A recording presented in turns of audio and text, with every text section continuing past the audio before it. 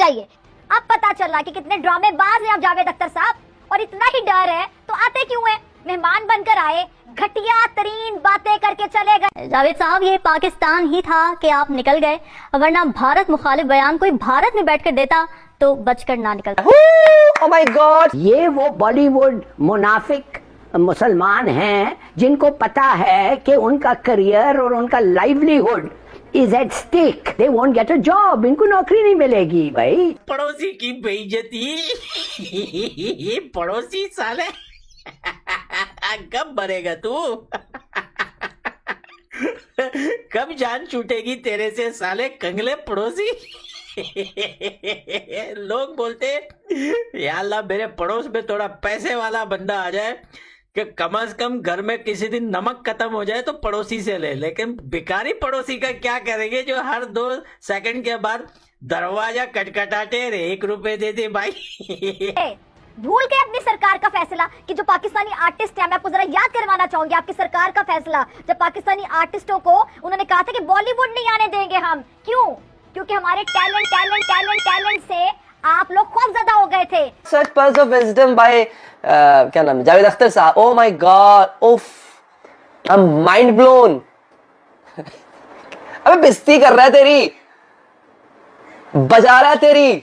Oh my God, तालियां नहीं बजाओ, वो तुम्हारी बजा रहा है। नगमा निगाह जावेद अख्तर को उनके फन की वजह से एहतराम की नजर से देखा जाता है, लेकिन गुज़िश्ता रोज लाहौर में फेस्ट फेस्टिवल के मौके पर उन्होंने जिन ख्यालात का इज़हार किया है, इनसे वाज़ेह हो गया है कि वो कितने मुतासिब और कितने जानिबदाराना सोच के मालिक हैं। लोग सोशल मीडिया के मुख्तलिफ ज़राए पर ये सवाल उठा रहे हैं कि एक अदबी फेस्टिवल में मुंबई हमले का जिक्र क्यों जरूरी था। जावेद अख्तर इससे पहले भी मुतनाज़िर बयानात की वजह से मशहूर हैं, लेकिन इस बार तो उन्होंने हद ही कर दी है। इसने अगर इसके कमेंट्स के साथ कहता है कि मैंने अपना आवाज बुलंद किया है हिंदुस्तान में मूडी के खिलाफ, जब उसकी हरकतें देख के, और कश्मीर के लिए, तो फिर शायद लोग कहते हैं कि कम ऑन, ये इसने किया है, चलिए हम भी सुनते हैं।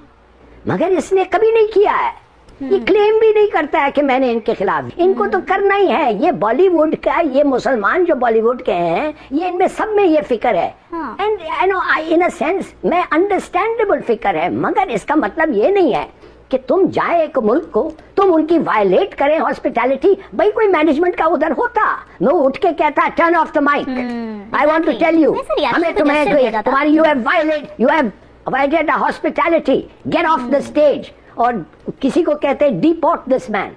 ऑनेस्टली ये तो you would have been fully justified, क्यों नहीं है? भाई बउआ ने क्या काम की बातें की है। आप देखें, हमेशा एक 2 टके का सिंगर या इनका आर्टिस्ट, एक्टर या हीरोइन वगैरह हिंदुस्तान में जाके लाखों करोड़ों रुपए कमा लेते हैं। उसी पैसों से जाकर वो यूरोप, पाकिस्तान वगैरह में वो अपने लिए बंगले, अपार्टमेंट और प्रॉपर्टी वगैरह, गाड़ियां खरीद लेते हैं। लेकिन जब उनका काम खत्म हो जाता है तो लगातार ट्वीट शुरू हो जाते हैं कश्मीर के ऊपर और हिंदुस्तान के ऊपर। इसमें 2 बातें हैं, क्योंकि हिंदुस्तान ने हमेशा पाकिस्तानी सिंगर्स, आर्टिस्ट वगैरह को सबको बड़ी इज्जत दी है।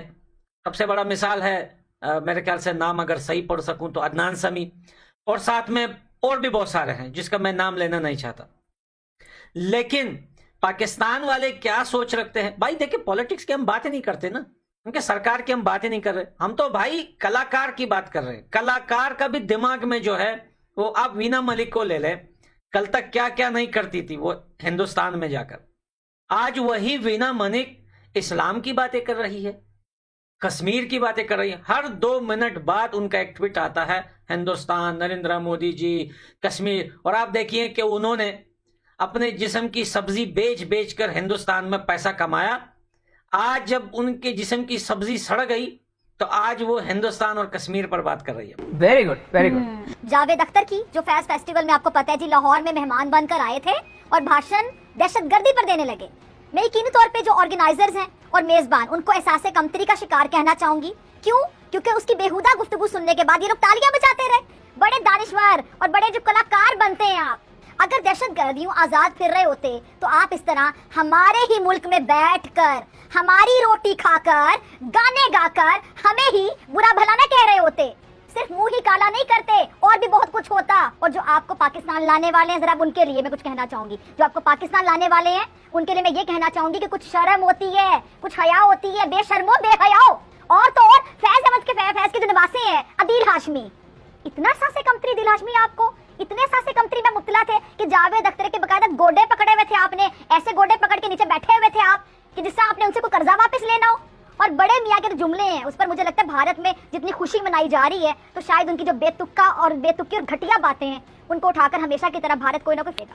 और फिल्म का नाम शायद ये रख दिया जाएगा, एक जांबाज लिखारी लेकिन जावेद अख्तर।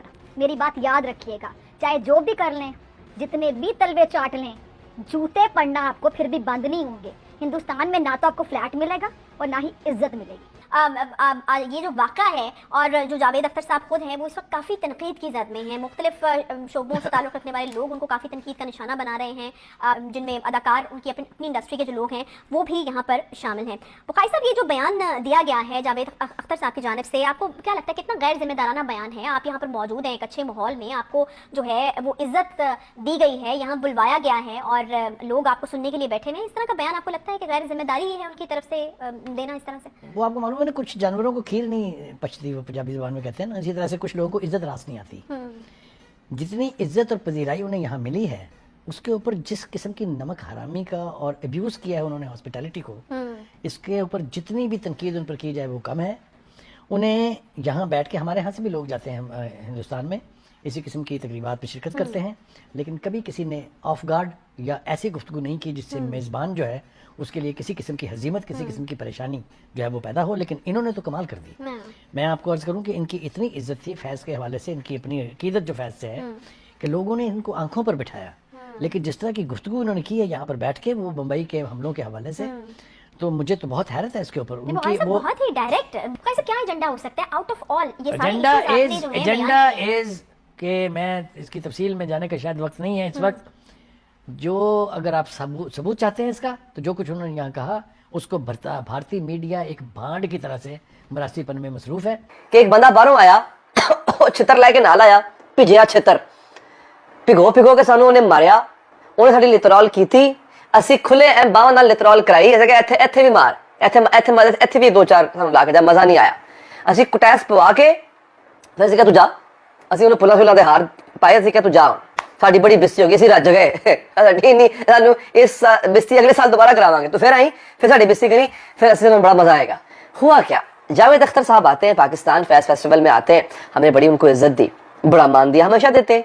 इंडियन वैसे भी कोई आ जाए तो हम वैसे ही पागल हो जाते हैं। खैर, वो जनाब फैज़ साहब ने आके कहा कि जी मुंबई के हमले जो हुए थे ना, उसके करने वाले आपके यहाँ खुले घूम रहे होते हैं, चल आप लोग कुछ नहीं करते। Clapping, oh my God, Javed साहब, सच पर्ल्स ऑफ विजडम। तालियां बजा रहे हैं आगे बैठ के। मुझे पाकिस्तानियों की खास किस्म की कॉमेंट दिखाऊंगा आपको, मैंने वही बतानी है आपको वो कौन सी ब्रीड है। ओह माय गॉड, जावेद अख्तर साहब, यू नो।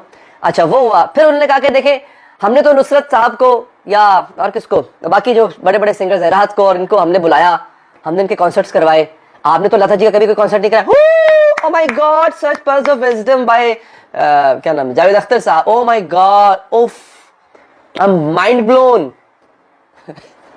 अबे बेइज्जती कर रहा है तेरी, बजा रहा है तेरी। ओह माय गॉड, तालियां नहीं बजाओ, वो तुम्हारी बजा रहा है। ये हालत है इस कौम की। ये एक इंतहाई बर्गर तबका लाहौर का, मैं अदील हाशमी साहब माजरत के साथ, आप ही ने पाले हुए हैं सारे, इंतहाई बर्गर तबका बैठा हुआ है।